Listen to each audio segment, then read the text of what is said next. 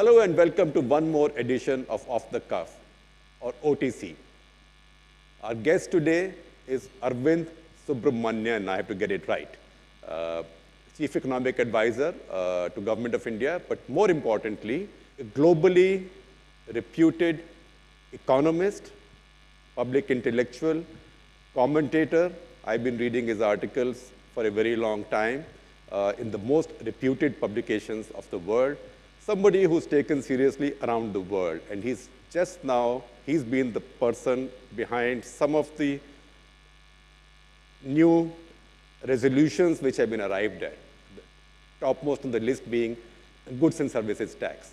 So Arvind, wonderful to have you in front of this great audience who all have questions for you.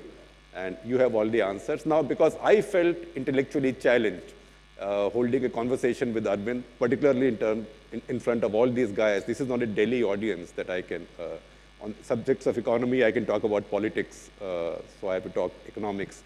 I sought third-party intervention. So we have Adi Godrej, who everybody knows. And Adi, if I remember correctly, you invented that line that GST will add 2% to India's GDP. Well, I still believe it, absolutely. Of course, it depends on how it is finally formulated. But it is certainly, to my mind, it will be the greatest reform since the 91 changes we saw. So, Arvind, you think it is the greatest reform since 1991? And unlike 91, this is really so bipartisan.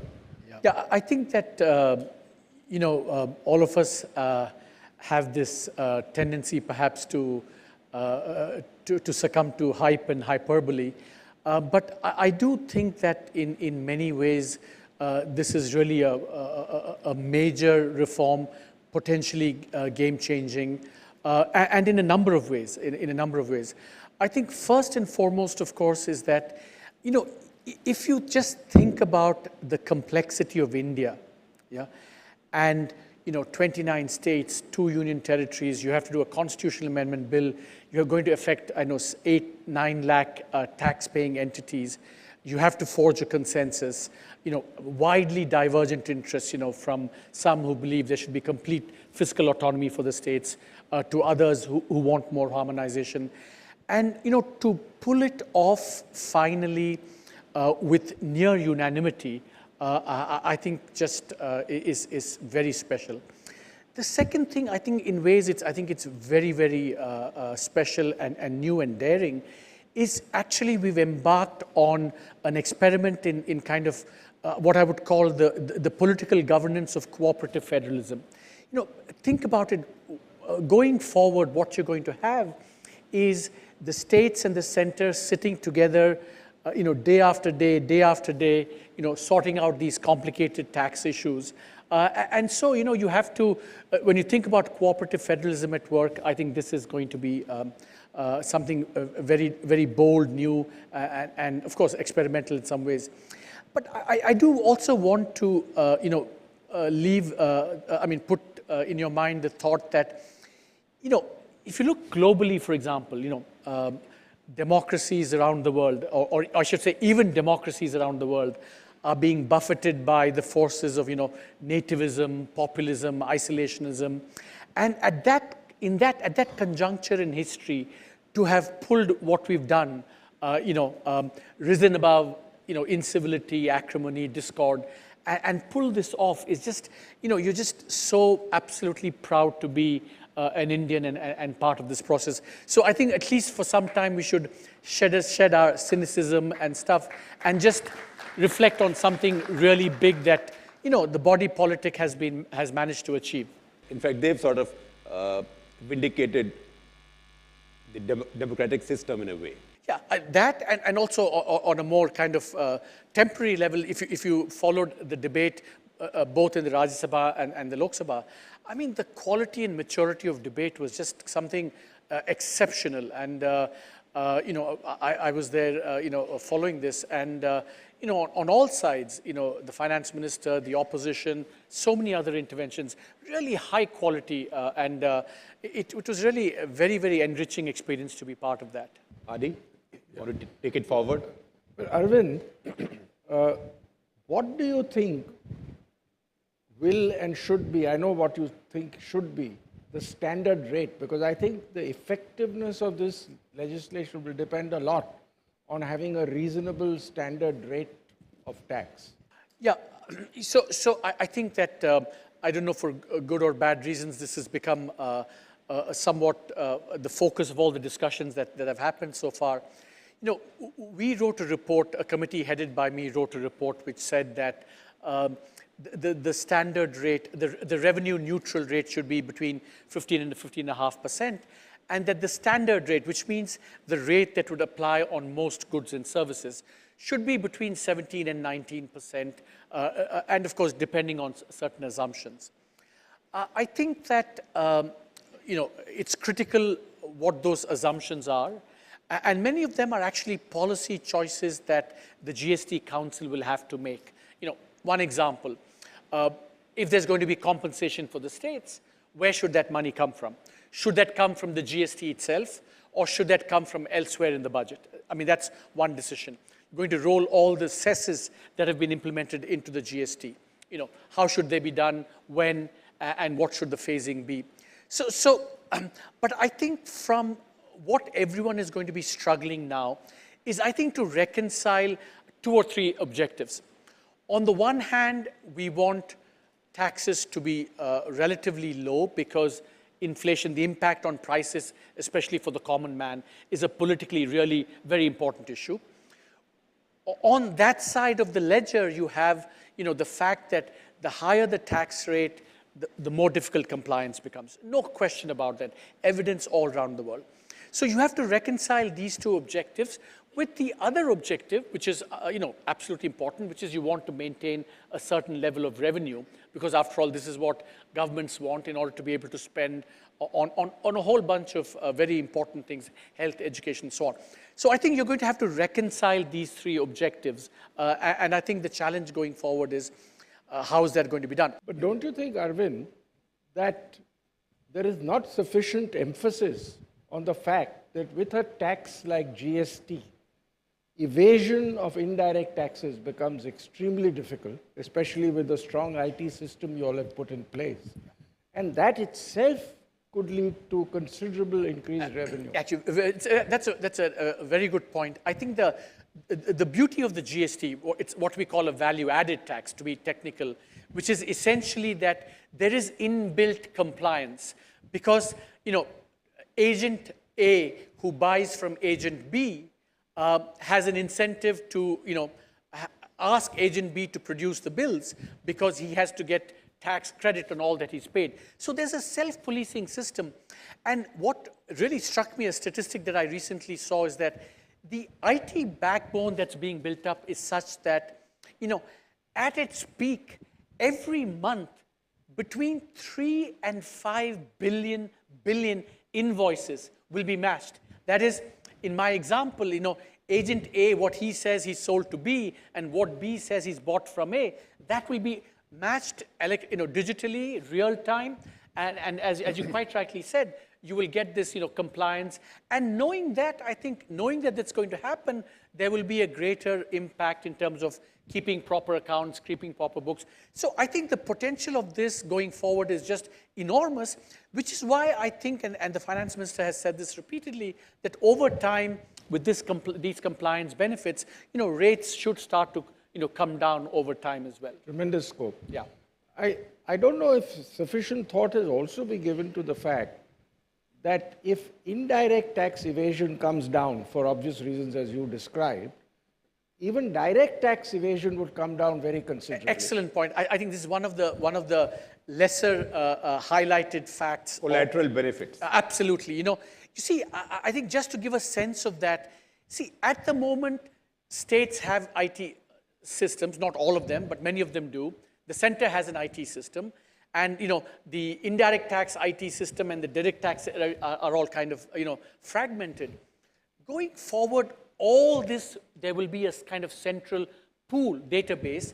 And so that, what Mr. Godrej said, that, of course, the indirect tax compliance, but then the center will be able to see, you know, okay, company A said it bought, you know, 700,000, you know, cars, for example, and then Does it match with what it reports as turnover in its income tax filing?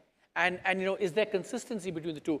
I think the scope, therefore, to see this also as a, as an anti-black money initiative, except that without the kind of heavy-handed intervention of the government, because it's kind of automatically generated, there's self-policing. So in that sense, I think, it's kind of a major improvement in governance that it can potentially bring about. I mean, this is your first experience working embedded in a government, right? Inside a government.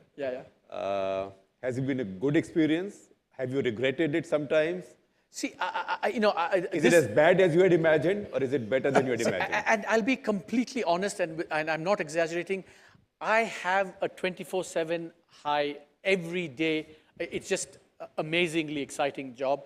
Not a moment's regret. I've been surprised on the upside every day, in terms of the freedom, the scope to do things. The willingness of everyone to listen. I mean, a job of an advisor is to give advice. I mean, you shouldn't have the expectation that everything that you say is going to be acted upon, because nowhere in the world does it happen. But the ability to, analyze, talk to people, come up with ideas, put forward proposals, and have them heard, I mean, it's been absolutely a high, actually. Do you feel that India could get into double-digit GDP growth for a few years? To my mind, with good monsoons predicted, especially with the La Nina effect in the Pacific, and the GST coming in together, it's quite possible that we could get into a double-digit GDP growth rate. Yeah, I think just to put that in perspective, I think it's useful.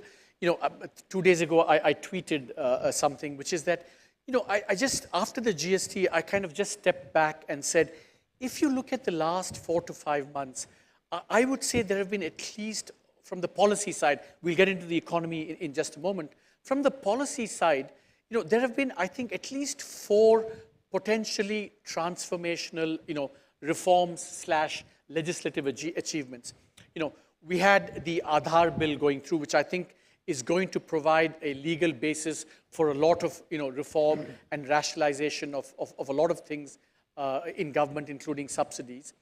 Then we've had the bankruptcy law, which is so important for, addressing what in the economic survey we called, the endemic problem of exit in Indian. We have a lot of entry now, but exit is proving very difficult. So the bankruptcy law. For exit, you have to hide in London. Well, that's one kind of exit. I think that we want other kinds of exit. There, I guess we want re-entry. I think as much as exit. The third thing we have is that, the monetary policy framework, which was kind of ad hoc and kind of going on, the government has again given it legislative basis after, consultations with the RBI. So whatever gains we've achieved on inflation, they're going to be now codified in law. Because now there's a monetary committee. There's a target. 4 plus or minus 2%. Yes, with the range, 4 to 6. Yeah, exactly. So we've codified that 3, and then for the GST. So the other side of the macro policy framework is the fiscal side, and now we have this FRBM committee, which will then provide an anchor for fiscal policy. I happen to be a member of that committee. So if you look at the policy side, I think this year you have to say that really an impressive strides have been made, which kind of provide the basis for the question that Mr. Godrej asked, can we get to double-digit growth? I think, let's say we're at about 7.5 or whatever we are now. I think that we still face certain headwinds.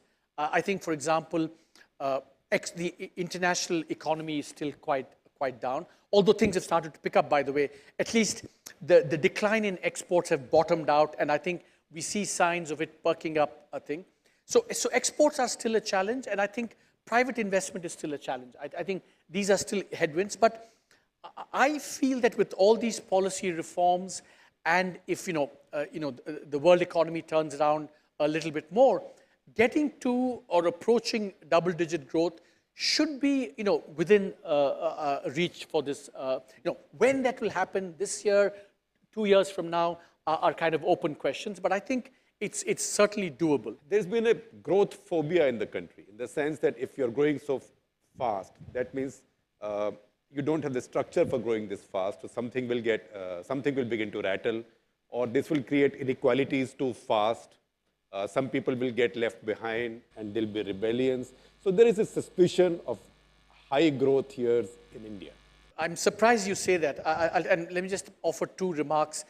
One is that, you know, all the historical experience has been, all the East Asians, including China, that, you know, when you grow at or close to double digit, I mean, the transformation that takes place is just spectacular. I mean, it's undeniable. Second point, I think, is that people don't realize that, you know, it is intrinsic to such rapid growth that, you know, there is no country in the history of humanity that grows at 10% for 20 years in a kind of smooth fashion. You know, rapid growth means disruption, change, dislocation, you know, financial fragilities building up, you know, and maybe some other pathologies as well. But that's intrinsic to the business. So, but we can't be fearful of that, and therefore, you know, not aim for the double-digit growth, I think. Adi, you deal with the Indian consumer at cutting edge end. Every village in the country, wherever you go, you find his goods selling. What sense are you getting? Are you getting achhe din sense yet or not? I think just about. We have seen some of it in July and August, once the monsoon has turned positive. And I think we could have got it earlier except for the bad monsoon. And so rural demand was affected.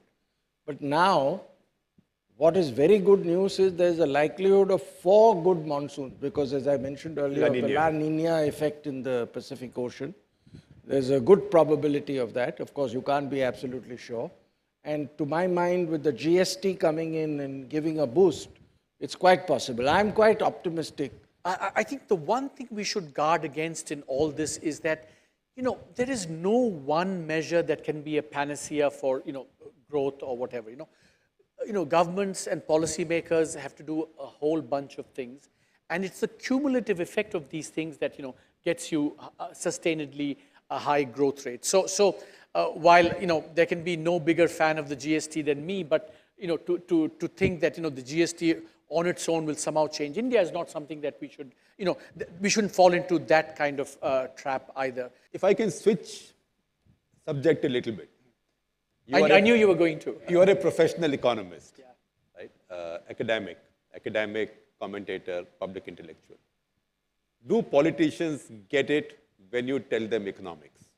Oh, absolutely. I think that, you know, the notion that somehow, you know, remember that it's a good question to ask, Shekhar, at a time when the global reaction to elites and pundits has been so resounding, you know, after all, you know, Brexit, et cetera, et cetera. So I think, you know, academics, intellectuals need to be a lot more humble, I think. What I think is important is to try and you know, I think all of us as economists, you know, we do the analysis, but I think the art of persuasion, I think, is, you know, is a lot more challenging. Because I think the fundamental thing is, for us, is how do you make good economics, good politics, right? Yes, because, you know, what works for politicians is not GDP itna jayega, exactly, tax itna jayega, fiscal deficit itna jayega, balance of trade. What works for them is all of this will translate into this many votes. Yeah, but Shekhar, I think, well, I disagree a little bit, because then you have to say, well, what is it that will get you these many votes? I mean, some will say, you know, you spend on these schemes, you'll get the votes. Some will say, you know, you reduce inflation, you'll get these votes. But I think the challenge for us is to say that if you can create general dynamism in the economy, that will get you a lot of votes. I think making that case, I think, is the most challenging one. But I think Indian experience, I think, I know that you're going to tell me one counter example, but, you know, we'll leave that. But generally, if you look at the last 2 to 3 election cycles in India, at the center and the states, not always, not all the time, but broadly, delivery in terms of governance and growth and low inflation have been rewarded in the polls, by and large. And I think that, is the dynamic we need to build on going forward in convincing politicians that good economics is good politics. You said politicians get economics. If that is the case, why have relations between North Bloc and the government and the central banker chief always been fraught? And this is not just about the current incumbent. It's also about his predecessor and predecessors. Relationships have always been fraught. Why do you think so? You know, I think that actually, by and large, relations are very smooth and cooperative.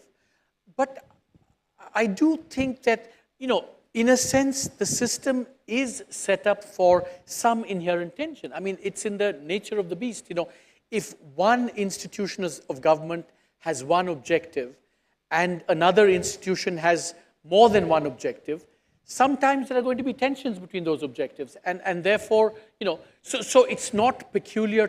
And I think that tension is probably even desirable and necessary to some extent, because that's what generates the discussion as to, you know, what is good policy. And then, you know, you kind of discuss that and come towards something that's reasonable. So I wouldn't place too much kind of emphasis on the fact of, you know, it's I think intrinsic to this business. What is government thinking of doing to stimulate growth in the exports, given that China has already created, if you see their growth in the last 10 years, through, you know, stimulating growth in by way of export promotion. And Chinese companies are keeping just-in-time inventory all over the world.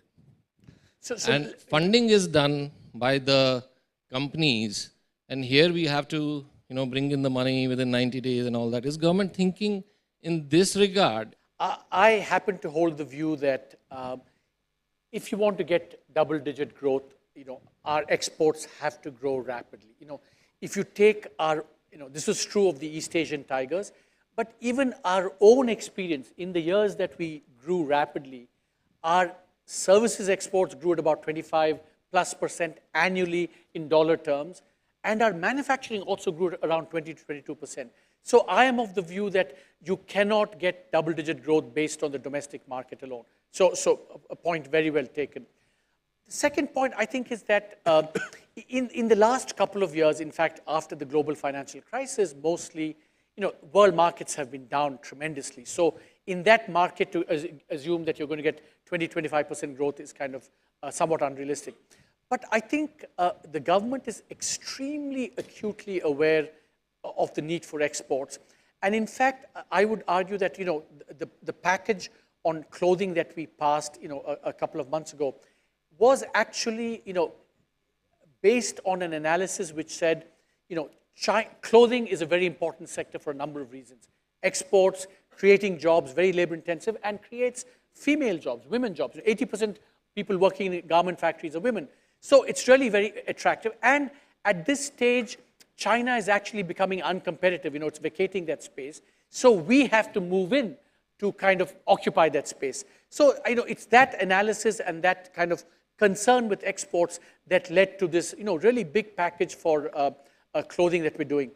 We're thinking of, you know, doing similar things for other sectors as well.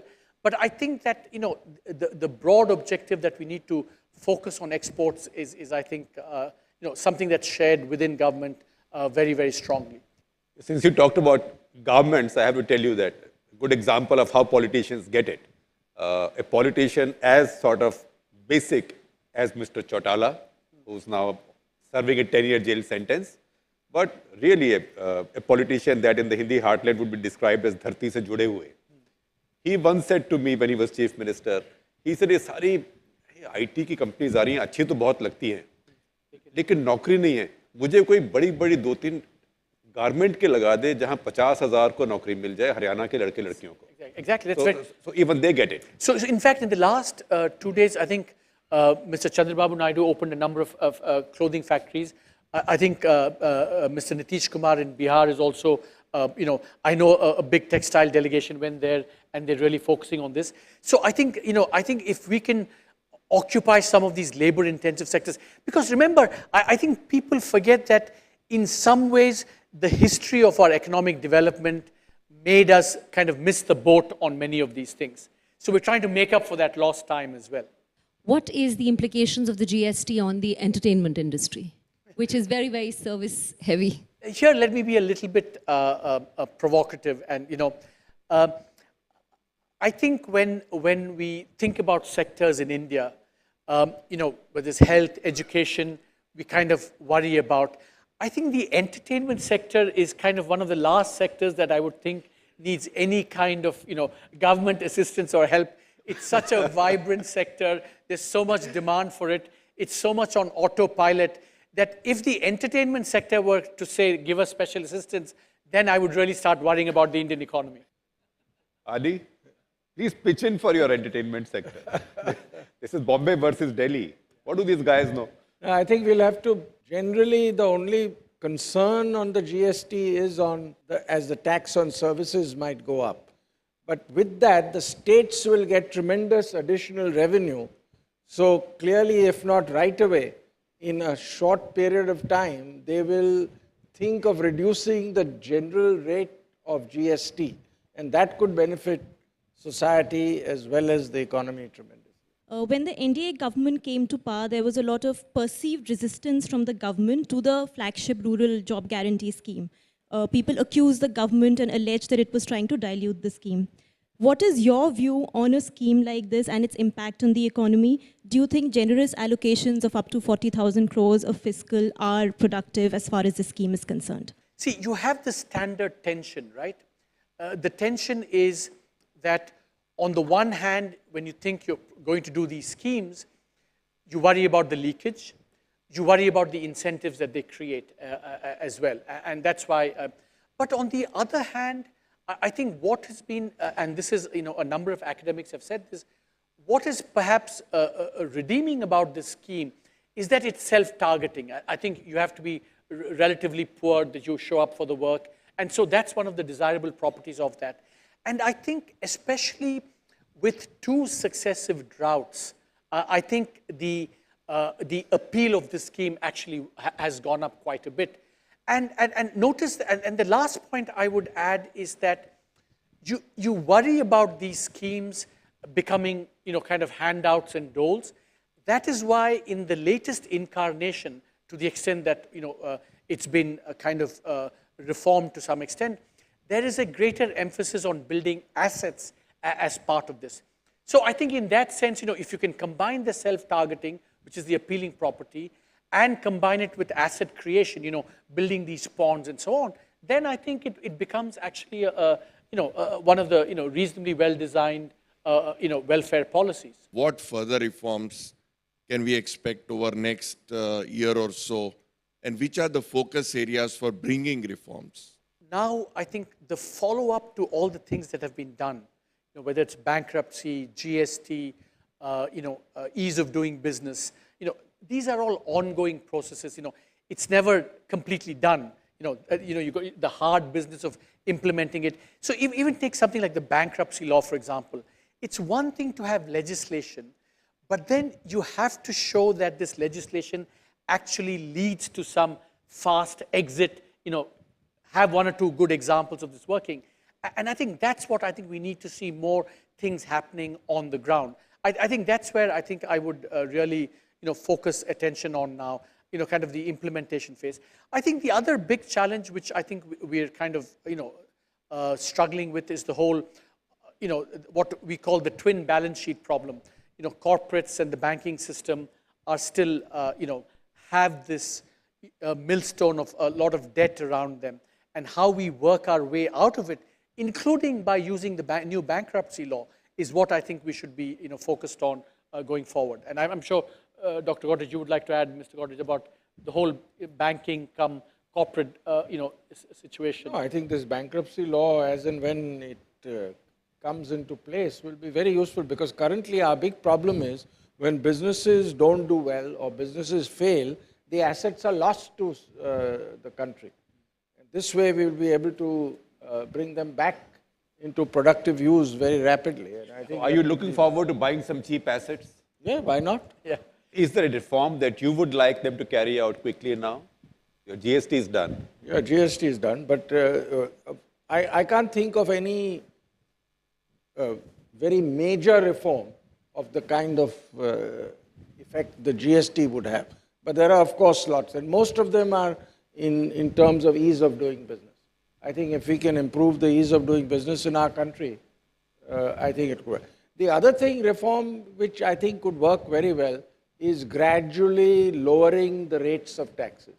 It has been proven in almost every economy in the world that lower rates of taxes lead to higher collection.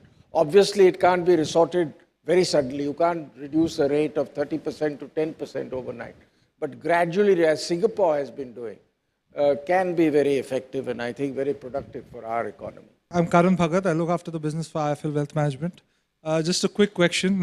Is there an inherent risk to our interest rates coming down only for a very short period of time and becoming inflationary again?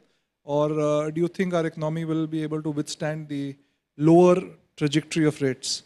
And if I may add to that, are you satisfied with the value of the rupee? Since you said that you need this much exports to get to double-digit growth, are you satisfied with the value of the rupee right now? Is it underpriced, overpriced, okay priced? Okay, but first let me take the interest rate and then I'll come to that question. I think that we've had high interest rates, to be fair, is because we've had high inflation. So as the inflation outlook improves, I think interest rates have been and will keep coming down. So, and I think we've seen that already happening to some extent. The second thing is that, of course, a combination of, basically international reasons means that, more and more, and we've seen that in the last 2 months especially, Indians, firms and corporates are going to have access to cheaper liquidity. Now, what you see happening now, in fact, is that the bigger firms are raising money through debt instruments, corporate bond issuance, and the SMEs actually are getting money from the NBFCs. So, of course, these things are always one feels nervous about because we have to watch these things because we don't know what the quality of lending is. But I think that we haven't seen banks pass on, these things in terms of lower interest rates to customers. That, I think, is related to the problem of the NPA situation in the banks because they're kind of stressed and they don't have the ability to reduce interest rates because their profits margins are kind of stressed. But I think that internationally, the fear that suddenly the Fed will raise interest rates and therefore all this money will fly out, I am actually less fearful of that for 2 reasons. One is that I think internationally most economies are relatively weak. I think there's secular stagnation, low growth, so something dramatic happening will not happen. But the second thing is that, in the last 1 year, 18 months, you've seen that India is seen as a kind of, safe haven, as it were, because it has high growth rates, low inflation. So in that sense, even if there's a dramatic kind of reversal, the fact that, we have this sound framework means that we're going to be less prone to these sudden, inflows. In the unlikely event of Trump winning, it will be the only haven. All bets will be off. So now coming to Shekhar's question about, I think that if we want India to be a manufacturing an export powerhouse, manufacturing and services, I think we need a supportive exchange rate. And I think that's what Shekhar was implying. And I think that that's absolutely right. I think that, but we also... supportive exchange rate. Yeah. So a supportive exchange rate, because you look at the history of all these East Asian... Look at China. They kept renminbi low, artificially in fact, and stole so many jobs from America. That's what Trump is saying. Yeah, that's what Trump is saying. And I think on that, it's maybe one of those few things where, at least on the economics, there's some kind of merit to that argument. I think that we need a supportive exchange rate. But I think that it's not easy in this day and age to just choose what exchange rate you want. You have capital, capital coming in and out. So that limits what kind of exchange rate you have. But I think as the inflation environment improves, as interest rates also come down, we could have... You see, I think the important thing that people forget is that we have a market-based exchange rate. We can't get away from that. I think what we need to do is that we need to be careful about preventing the rupee from, strengthening too much. I think we need to have a supportive exchange rate, but we should also avoid any big disruptive movements in either direction of the exchange rate, because I think that creates panic and uncertainty, which you want to avoid. So, steady, kind of slowed, supportive exchange rate is what we need over time. Because the current logic seems to be that rupee, the depreciation of the rupee should keep pace with inflation. Correct. If you have lower inflation, lower depreciation. Correct. So that doesn't give you a export supportive rupee necessarily. No, that at least prevents the anti-support from happening. So at least that's the first step, I think. But Shekhar, see, remember that this is something that all of you have to understand. I think this is a really important macroeconomic point that I keep hammering away that people, if you want all this capital to come in because you think, whatever investment opportunities, that is going to make it very difficult to maintain a supportive competitive exchange rate. So there's a tension here, that all of us have to be, and I think people in the finance community forget that tension, overlook that tension, You can't have both a supportive exchange rate and say, I want, every pension fund in the world to bring his money into the country. Right. I think we should also remember that if we have a supportive exchange rate and we have inflation at the same time, exactly, it ultimately creates inflation because we do import a lot of goods. But it's a point that I want to make in Bombay in particular. Bombay, with the finance community, it's a point worth emphasizing that, all of you who manage money, fund managers, you want to attract, PE, this, that, and the other. You want to get all this money in, which, I'm not saying, I don't have a strong view on that, but there is a consequence to that which you have to face up to. I will not ask you the question you don't want me to ask you. But are you fully mentally Indian?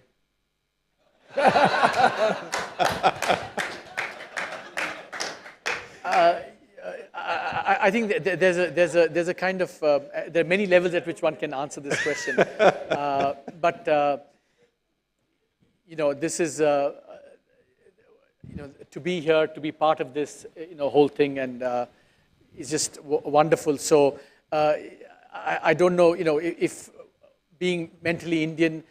Certainly, part of it is to be now physically Indian. I think which or locationally Indian, which I think I am. But I think that in some ways, I do think that the challenge for all of us in this day and age is how we can be very good mental, physical, locational Indians, but also recognize that that the world is becoming a different place, and that we have a place in the world as well. How you kind of straddle all these different, I think, psychologies or psyches, as it were. I think that the challenge is to be Indian without being nativist and isolationist. I think that's what I think we need to. Thank you very much, Arvind. You've been a wonderful guest, and Adi, you've been a wonderful partner in crime. Thank you very much, and thank you very much, all of you, for watching.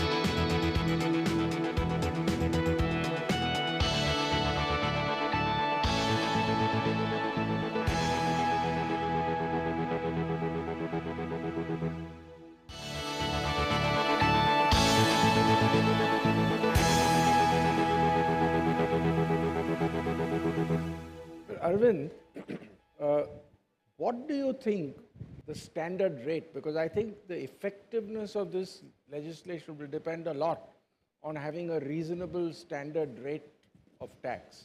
Yeah, so I think that, I don't know for good or bad reasons, this has become somewhat the focus of all the discussions that have happened so far.